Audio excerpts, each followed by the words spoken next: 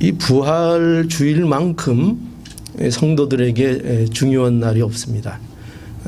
여러분, 우리가 세상에 많은 날들이 있지만 오늘만큼 중요하고 오늘만큼 기쁜 날이 없습니다. 물론 매 주일이 사실은 주님의 부활을 기념하는 날입니다.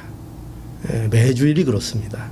그러나 특별히 이렇게 부활절을 우리가 정해서 하나님 앞에 예배를 드리고 또 기억하는 것은 그만큼 이 부활이 중요하다는 뜻입니다. 그래서 아마도 우리 성도들이 생각하고 지킬 수 있는 기념일 중에 이 부활절처럼 아주 큰 세상식으로 얘기하면 큰 뭐 명절, 그죠? 그 세상 사람들은 지키는 명절들이 있잖아요. 얼마나 명절이 되면은 뭐 신나하고 음식도 하고 그 전도 붙이고 뭐 그러지 않습니까? 그죠? 그러나 우리 성도들에게 있어서는 이 부활절만큼 귀한 날이 없고 우리가 꼭 기억해야 되는 날이 없습니다. 그래서 이 부활절이 우리에겐 잔치와 같습니다. 저희 집도 오늘 아침에는 전을 부쳤습니다. 다른 날은 안 합니다. 다른 날은 안 하는데 오늘 부활절 맞아서 또 그렇게 기쁨을 우리가 나누기 위해서 애를 썼습니다. 그만큼 이 부활절은 왜 중요한가? 세상에 그 어떤 일도 우리에게 산 소망을 주는 일은 없습니다. 우리 그 베드로전서 1장에 가보면 1장 3절에 찬송하리로다. 우리 주 예수 그리스도의 아버지 하나님이 그 많으신 긍휼대로 예수 그리스도의 죽은 자 가운데서 부활하심으로 말미암아 우리를 거듭나게 하사 산 소망이 있게 하시며 그랬습니다. 여기 산 소망이 나오죠. 이 산 소망은 썩지 아니하는 소망, 영원한 소망을 얘기하지요. 이 소망을 우리가 왜 갖게 되었는가? 그리스도의 부활 때문에 그렇습니다. 그래서 이 그리스도의 부활만큼 중요한 일이 없고 그 부활을 기념하는 부활절만큼 성도들에게 또 중요한 날은 없습니다. 오늘은 그래서 이제 부활절에 대해서 또 부활에 대해서 우리가 좀 생각할 건데요. 오늘 본문이 고린도전서 15장의 말씀입니다. 이 고린도전서 15장은 특별히 부활장으로 굉장히 유명한 장입니다. 부활에 대해서 58절이나 되는 긴 설명을 바울이 하고 있습니다. 바울이 이렇게 부활에 대해서 많은 설명을 하고 있는 것은 특별히 고린도 교회에 이 몸의 부활을 믿지 못하겠다고 하는 사람들이 교회 안에 있었습니다. 그래서 이러한 고린도 교회에 대해서 부활에 대하여 증거하는 것이 바로 이 고린도전서 15장의 전체 내용입니다. 그런데 바울은 이 부활을 설명할 때에 먼저 그리스도의 부활에 대해서 증거하였습니다. 그것이 오늘 이제 본문 1절에서 15절에 기록된 내용입니다. 자, 1절 한번 볼까요? 1절에 이렇게 바울이 말씀을 증거하고 있습니다. 1절. 형제들아, 내가 너희에게 전한 복음을 너희로 알게 하노니 이는 너희가 받은 것이요 또 그 가운데 선 것이라.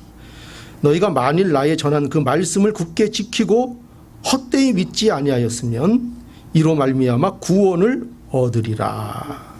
예. 여기 보면 바울은 먼저 자신이 전한 복음에 대하여 말합니다. 바울이 전한 복음을 고린도 교회가 알기를 원한다. 그렇게 말하고 있습니다. 이미 고린도 교회는 복음을 알고 있습니까? 모릅니까?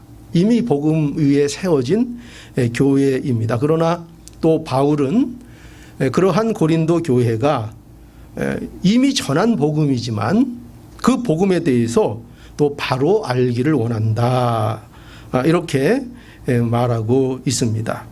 그리고 이 바울이 전한 복음은 그것이 참 복음이다. 여기 2절에 보면 너희가 만일 나의 전한 그 말을 굳게 지키고 헛되이 믿지 아니하였으면 이로 말미암아 구원을 얻으리라. 그러지 않습니까? 왜 구원을 얻을 수 있을까요? 바울이 전한 복음이 참 복음이기에 거기에 생명이 있기 때문입니다. 여기에 보면은 우리는 어떤 사실을 하나 발견하게 되는가?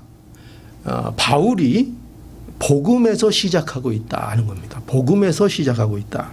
바울은 지금 몸의 부활을 고린도 교회에 설명하고 증거하고 있습니다. 그런데 그것을 어떻게 설명해 나가고 있는가 하면 그리스도의 부활로부터 설명하고 있고, 그리고 그 그리스도의 부활을 복음으로 설명을 시작하고 있는 것입니다.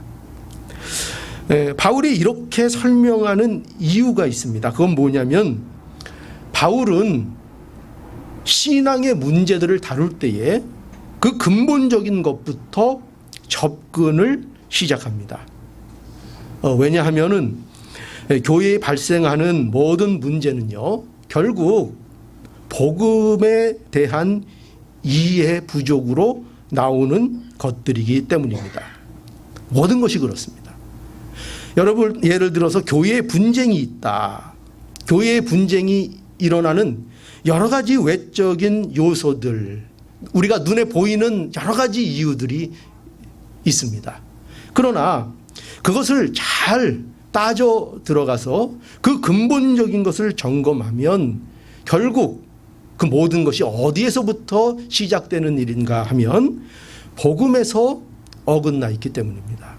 복음을 이해하지 못하고 있고 복음에 대한 이해가 부족하기 때문에 그런 일들이 결국은 일어난다는 것을 우리는 알아야 됩니다. 그래서 사도 바울은요, 그가 교회들에게 숱한 서신서들을 보냈는데 그 서신서들을 보면 전부 다 교회의 문제들에 대해서 근본적인 문제를 다루는 것으로 그 문제들을 진단해 주는 것을 우리는 보게 됩니다. 그래서 우리는 여러분, 교회에 어떤 문제가 발생할 때에 그 문제들을 어떤 차원에서 항상 점검을 할 수 있어야 되는가 하면 근본적인 문제부터 점검을 늘 하는 습관을 들여야 됩니다. 과연 우리는 복음을 이해하고 있는가? 예수 그리스도의 십자가를 이해하고 있는가? 예수 그리스도의 부활이 무엇인지를 이해하고 그 부활에 합당한 모습이 우리의 모습인가? 그래서 항상 그렇습니다. 항상 복음이 무엇인가? 근본적인 문제를 점검해야 합니다. 그렇죠? 의사들도 우리가 병원에 찾아가면 의사들은 우리의 증상만 치료하는 의사가 있다면 그것은 좀 실력이 없는 의사일 겁니다. 그죠? 그저 열이 나면 그냥 열만 내리는 약을 주고, 기침이 나면 기침만 없어지는 약을 주고, 만약에 그 정도로만 늘 우리를 돌본다면 그러면 그 별로 그렇게 실력이 있다 이렇게 얘기할 수 없습니다. 의사는 바른 진단을 통해서 그 근본적인 문제가 뭔가, 그죠? 제 얼굴에 좀 제가 꼬뭇꼬뭇한 검버점이 좀 있는 편입니다. 그러면 왜 그런 게 있는가? 속이 뭐가 잘못됐는가? 이런 걸 잘 진단해서 그것을 치료하고 가르쳐주는 것이 좋은 것입니다.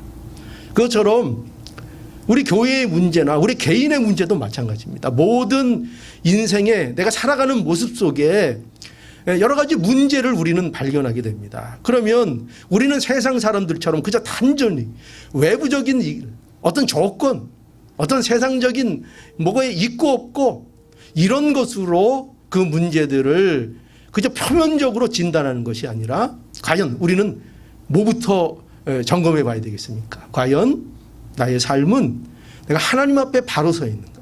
그죠? 내가 복음에 바로 서 있고 내가 복음을 바로 이해하고 있는 그런 자로 지금 살아가고 있는가? 그래서 우리는 항상 뭐로 점검해야 돼요? 근본적인 복음의 문제로 우리가 우리 자신들을 점검해 봐야 합니다. 그래서 그리스도인들은 자신을 늘 이처럼 복음의 관점에서 자신을 돌아볼 수 있어야 합니다. 바울은 오늘 이 말씀에 보면 그래서 이제 그 근본적인 문제를 이제 복음으로부터 이제 이 고린도 교회에 이제 말해주고 있고, 그리고 그 복음의 중심에 그리스도의 부활이 있다, 이렇게 말씀을 증거하고 있는 것입니다. 자, 한번 3절을 볼까요? 자, 3절. 내가 받은 것을 먼저 너희에게 전하였으니 이는 성경대로 그리스도께서 우리 죄를 위하여 죽으시고 장사 지낸 바 되었다가 성경대로 사흘 만에 다시 살아나사. 예, 이렇게 증거하고 있습니다. 바울은 그리스도의 대속의 죽음과 사흘 만에 다시 부활하신 것이 이게 복음의 내용이다, 우선 이렇게 말합니다. 그죠? 그렇게 말하고 있습니다. 유대인들이 무엇보다도 중요하게 생각하는 것이 구약의 성경입니다. 그러니까 바울은 그 구약의 말씀대로 그리스도께서 부활하셨다, 이렇게 설명하고 있습니다. 그리고 그 복음에 대해서 그것이 뭐라고요? 성경대로. 뭐라고 되어 있습니까? 이는 성경대로 그리스도께서 우리를 위해서 죽으시고 또 장사 지낸 바 되었다가 성경대로 사흘 만에 다시 살아나셨다. 뭐를 강조하고 있습니까? 바울이 성경대로. 그죠? 성경대로. 유대인들이 성경을 얼마나 귀하게 여깁니까? 특별히 구약의 말씀을 얼마나 생명처럼 여깁니까? 그런데 보라 이거죠. 예수 그리스도께서 성경대로 그 복음의 사역을 이루셨다, 이렇게 말하면서 그 복음의 핵심을 증거하는데 거기에 그리스도의 부활을 말하고 있습니다. 또 바울은요, 이 그리스도의 부활에 대해서 바울은 또 역사적인 사실로 바울이 증거하고 있습니다. 오늘 여기 5절에서 또 8절의 말씀을 볼까요? 여기 보면 게바에게 보이시고 후에 12 제자에게와 그 후에 500여 형제에게 일시에 보이셨나니 그 중에 지금까지 태반이나 살아있고 어떤 이는 잠들었으며 그 후에 야고보에게도 보이셨으며 그 후에 모든 사도에게와 맨 나중에 만삭되지 못하여 난 자 같은 내게도 보이셨느니라. 예, 바울이 이렇게 증거하고 있습니다. 그러니까 바울은 지금 보세요. 바울은 이 그리스도의 부활이 증거할 수 없는, 그러니까 뭔가 이렇게 형용할 수 없는 초자연적인, 아니 초역사적인 진리가 아니라고 말하고 있습니다. 초역사적인 진리가 아니다. 이게 무슨 말일까요? 그리스도의 부활은 수많은 증인들이 그들이 얼마든지 증언하고 그 본바를 설명할 수 있는 명백한 역사적 사실이다. 초역사적인 일이 아니다. 이건 설명할 수 없는 일이 아니다. 우리는 부활하면 우리가 얼마나 거리가 먼 것처럼 생각합니까? 그러나 분명히 알아야 됩니다. 성경은 또 오늘 이 본문의 바울은 부활을 그렇게 이해하고 있지 않습니다. 부활은 역사적인 사실이요, 그것은 말할 수 없는 일이 아니라 분명하게 본 것을 증거할 수 있는 명백한 사실이라 하는 것을 이 바울이 증거하고 있다는 것입니다. 여러분, 그리스도의 부활은요 결코 바울이 만들어낸 어떤 환상이 아닙니다. 어떤 사상도 아닙니다. 그리스도의 부활은 환상이나 어떤 사람들이 주장하듯이 조작도 아닙니다. 그것은 바울이 증언하는 대로 얼마든지 그 증인을 불러서 얼마든지 세울 수 있는 역사적인 사실이라는 것을 바울은 전하고 있습니다. 여러분, 그리스도는 부활하셨습니다. 이 일이 우리에게 무엇을 말하는가? 바울은 이 말을 통해서 이 역사적인 증인들을 동원해서 무엇을 우리에게 전하려고 하는가? 그리스도께서 사셨다는 것입니다. 이 증인들의 이 증언을 들어보라. 사셨다. 그가 부활하셨다. 그건 뭡니까? 부활하셨으니 지금 현재는 어떤 상태라고요? 그리스도께서 살아계시다. 오늘날 우리는 이 부활의 증언들을 통해서 여전히 오늘날 예수 그리스도께서 살아계시다는 것을 우리는 믿는 것입니다. 우리가 이 부활을 믿는 것입니다. 또 바울은요, 이 그리스도의 부활은 바울 자신을 있게 한 근거다. 또 이렇게 증거하고 있습니다. 여기 9절에서 10절을 보겠습니다. 나는 사도 중에 지극히 작은 자라. 내가 하나님의 교회를 핍박하였으므로 사도라 칭함을 받기에 감당치 못할 자로라. 그러나 나의 나된 것은 하나님의 은혜로 된 것이니 내게 주신 그의 은혜가 헛되지 아니하여 내가 모든 사도보다 더 많이 수고하였으나 내가 아니요 오직 나와 함께 하신 하나님의 은혜로라. 그러므로 내나 저희나 이같이 전파하매 너희도 이같이 믿었느니라. 예, 여기 보십시오. 이 말씀을 보시면 바울은 자기 자신이 그리스도 부활의 증인이다 이렇게 말하고 있죠. 사도 바울은 자신을 사도 중에 지극히 작은 자라고 말하고 있습니다. 왜 그럴까요? 이 뜻이 무슨 뜻일까요? 바울은요, 자신이 하나님의 교회를 핍박했었다 이런 뜻입니다. 내가 이런 자였다. 핍박자였다. 그런데 이런 바울이 사도가 된 것은 바로 그리스도의 부활의 역사로 인한 것이라는 것을 바울이 증언하고 있는 것입니다.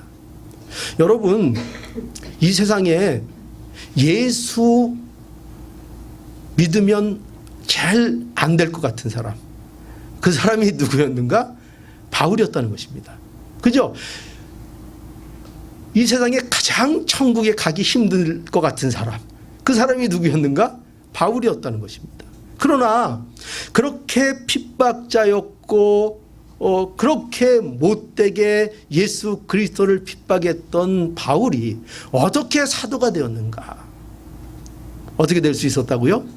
부활하신 예수 그리스도를 만나고 그 예수 그리스도의 부활의 권능으로 인하여 그가 사도가 되었다. 하나님의 은혜다. 여러분, 그러니까 우리가 복음 안에서 이 은혜를 누구든지 누릴 수가 있는 것입니다. 그죠? 만약에 그 복음에 항복하고 돌아온다면 이 세상에 구원받지 못할 자가 없는 것입니다. 아무리 악해도, 아무리 못났어도. 여러분, 사도 바울이 구원을 받았습니다. 또 이런 증언은 사도 바울만이 갖고 있는 증언이 아니죠. 여러분, 우리는 어떻습니까? 늘 제가 강조하는 복음의 내용 중에 하나인데, 내가 구원받다는 사실, 이것처럼 여러분 불가능한 일 있겠습니까? 그거 누구보다도 누가 잘합니까? 내 자신이 너무나도 잘 아는 겁니다. 그죠? 아무리 생각해봐도, 아무리 내 자신을 좋게 점수를 주려고 해도 결코 우리 자신은 하나님의 자녀로서 은혜를 입을 만한 그런 어떤 조건이나 자격 갖고 있지 않습니다. 아니, 오히려 우리 자신에는 우리 밑바닥을 보면 그야말로 혐오하고 미워하고 증오해야 될 일들이 우리 안에는, 감추어진 우리 안에 얼마나 많은지 모릅니다. 그러나 이런 우리도 하나님의 은혜로 구원을 얻는 것입니다. 그죠? 그래서 우리가 이 증인입니다. 그 능력이 얼마나 무한한가. 그리스도의 복음의 능력, 그 부활의 능력, 그것이 얼마나 놀라운 것인가를 누가 증인한다고요? 바울뿐만 아니라 바로 저와 여러분들이 증인입니다. 그것에 산 증인이라고 말할 수 있습니다.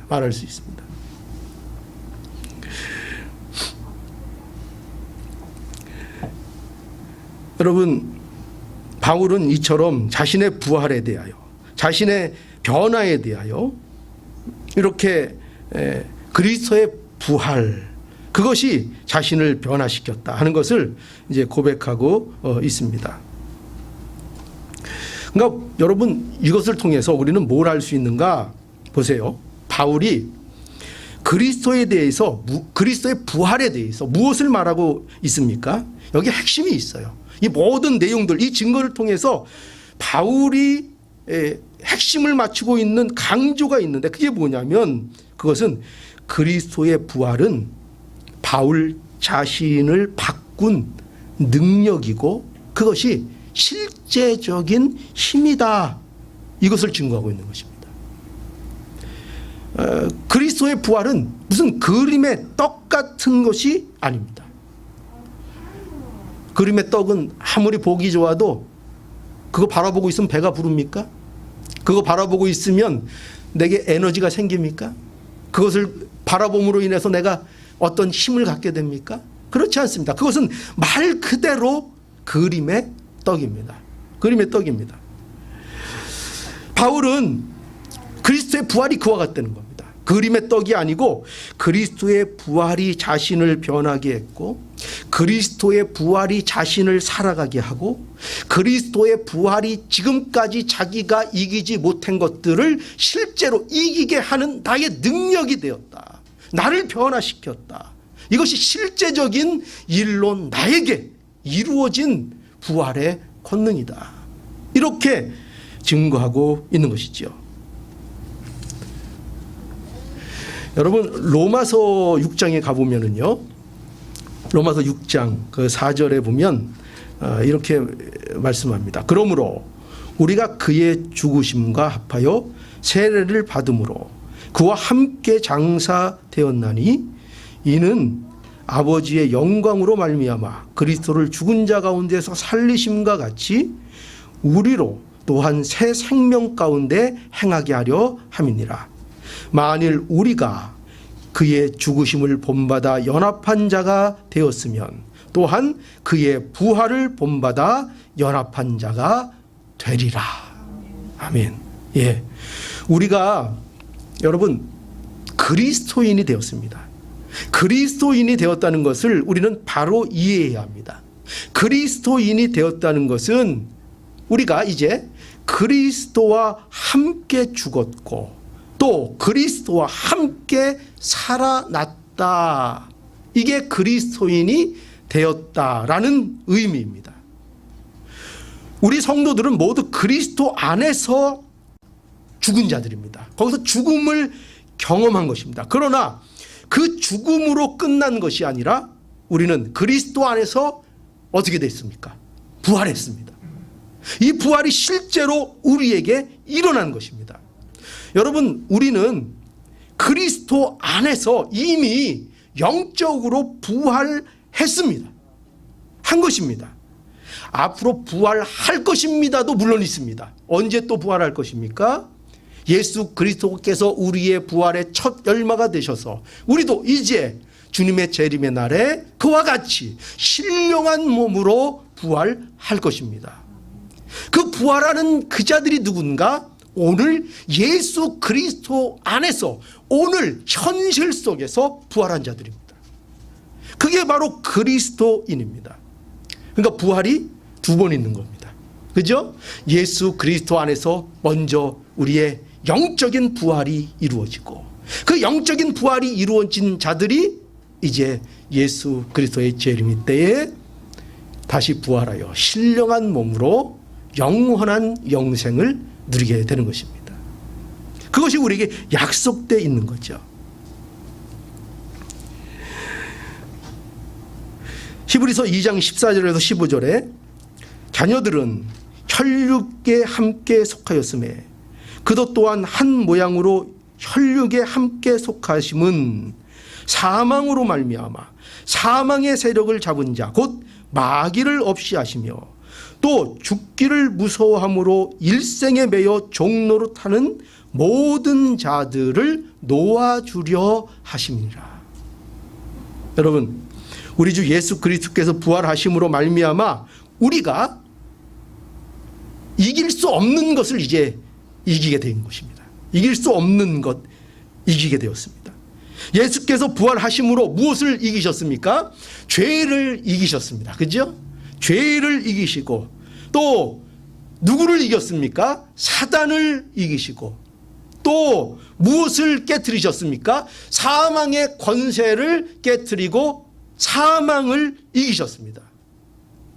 사망을 이기셨습니다.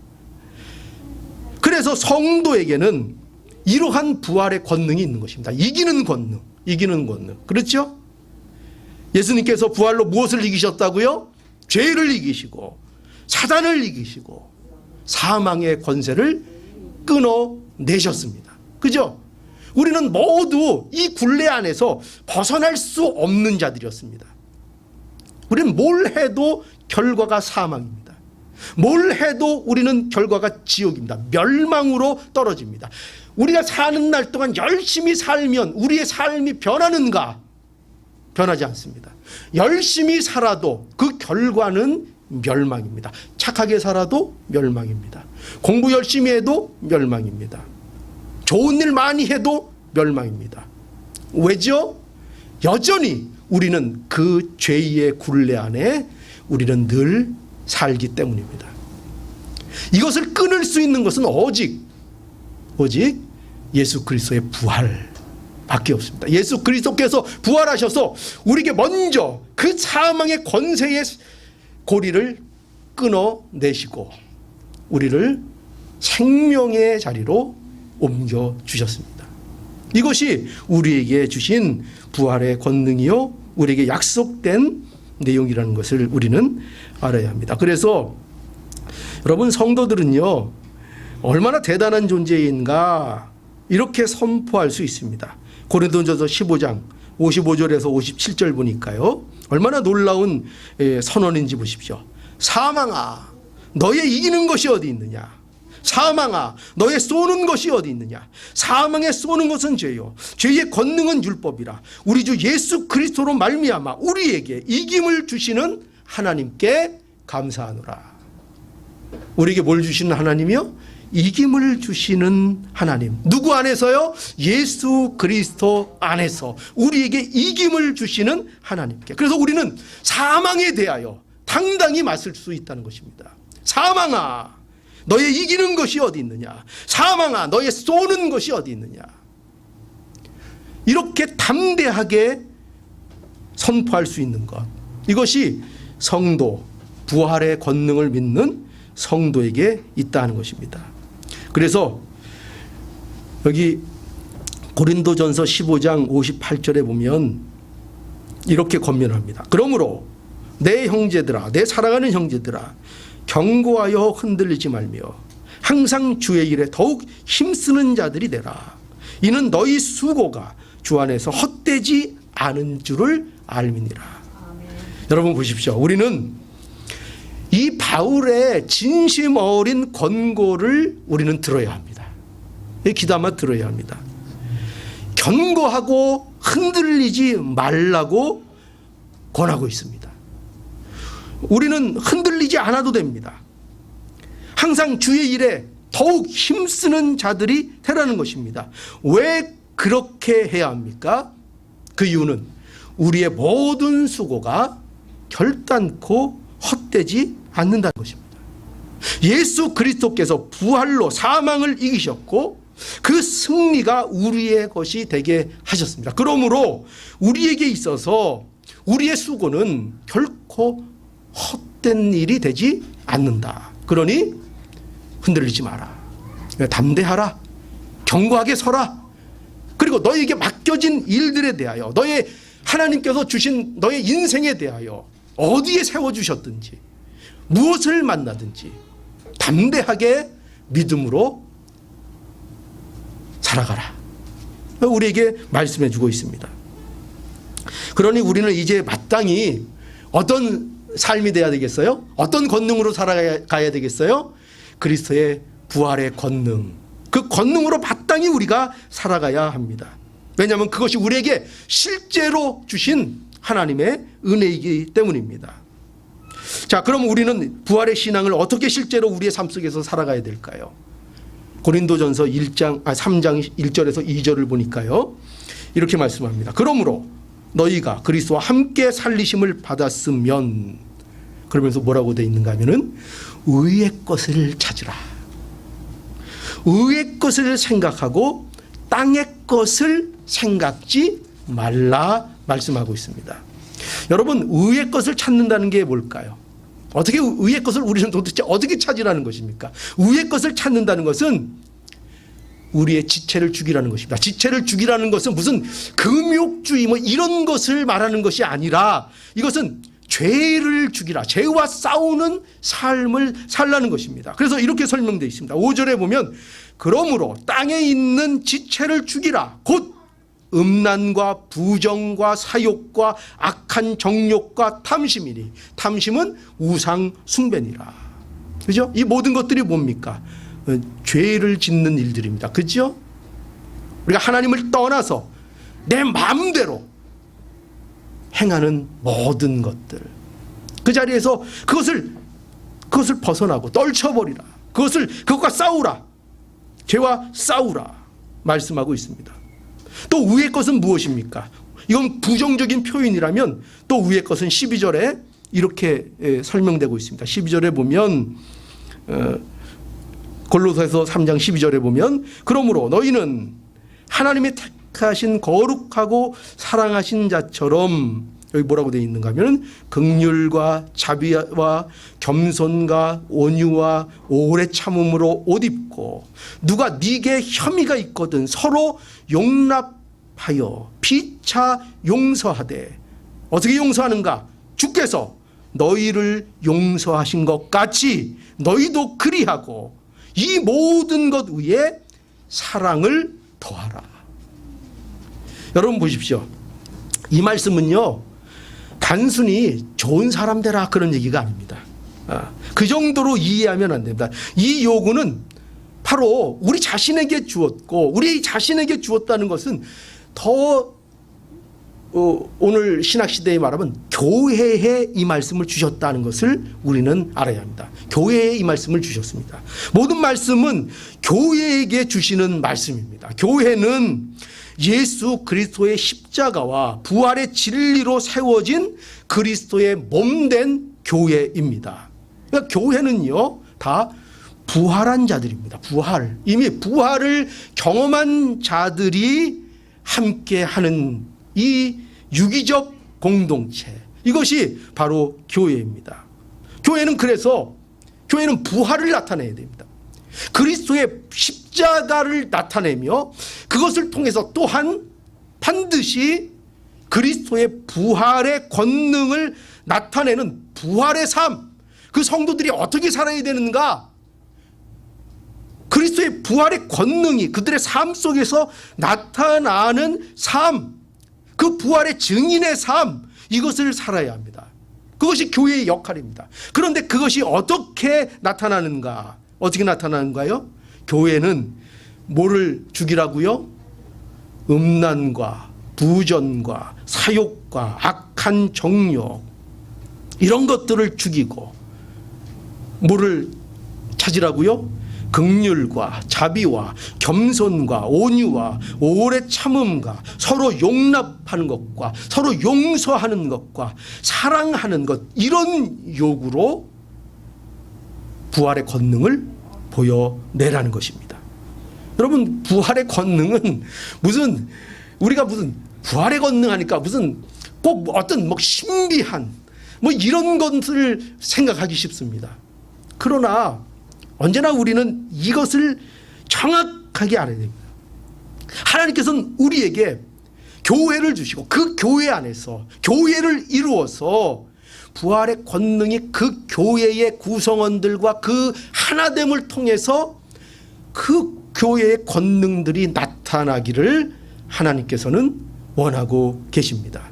그래서 교회는 반드시 뭐가 있어야 돼요? 이처럼 나의 욕심과 죄된 것들을 죽이며 하나님이 원하시는, 여기 보십시오, 긍휼, 자비, 겸손, 오래 참음, 온유, 용납하고 용서하고 사랑하고, 이런 것들이 전부 다 어디에 필요한 것들입니까? 우리가 하나 되기 위해 필요한 것들입니다. 그죠? 함께하기 위해 필요한 것들입니다. 이것을 이루어내는 것이 능력이고 부활의 권능입니다. 우리 삶 속에, 우리 교회 안에 이 권능이 넘쳐나야 합니다. 우리는 얼마나 능력을, 권능을 오해합니까? 그래서 뭐 이렇게 남들 앞에서 센 척하고 그죠? 제가 늘 그러면 우리가 그렇게 되면 안 되는 모습 중에서 제가 늘 말씀드리는 거 있죠. 항상 은혜 받았을 때 조심해야 된다. 성도가 제일 조심해야 될 때 언제일 것 같아요? 기도원 가서 금식 기도하고 왔을 때, 그죠? 특별히 40일 막 기도하고, 저는 40일을 진짜 금식 기도하는지 뭐 하여튼 모르겠어요. 하여튼 근데 했더라도 그런 것으로 인하여 어떻게 됩니까? 그런 것을 가지고 사람들을 정죄하고 비난하고 우월감을 가지고, 그런 것이 능력인 줄 압니다. 그것이 권능인 줄 압니다. 그러나 진정한 권능은 뭐라고요? 겸손하고 온유하고 서로 피차간에 용납해주고, 흠이 있어도 그것을 사랑으로 감싸주고, 함께 손잡아주고, 멀리 좀 떨어져 있어도 기다려주고, 그죠? 부족해도 함께. 그래서 이 우리 교회의 신앙생활, 교회는 함께 가는 겁니다. 함께. 그죠? 나는 이 정도 실력이 하면서 막 앞으로 질주하는 게 아니라, 내가 실력이 있으면 그 실력으로 남의 손을 잡아주고 끌어주고 함께 가자, 함께 가자. 그래서 내가 혼자 뛰어갈 능력이 있어도 그 이웃을 위해서 내가 한 발짝 뒤로 물러났을 줄 아는 자, 그게 진정한 권능을 가진 자입니다. 그런 권능이 우리 안에 있어야 합니다. 이 권능이 우리 안에 있어야 됩니다. 여러분, 그리스도께서 부활하셨습니다. 부활하셨다는 것은 예수 그리스도께서 지금도 살아 역사하신다는 것입니다. 이것이 우리가 담대하게 신앙의 삶을 살아가는 우리의 근거입니다. 우리의 모습이 세상적으로 좀 부족하고 연약할 수 있습니다.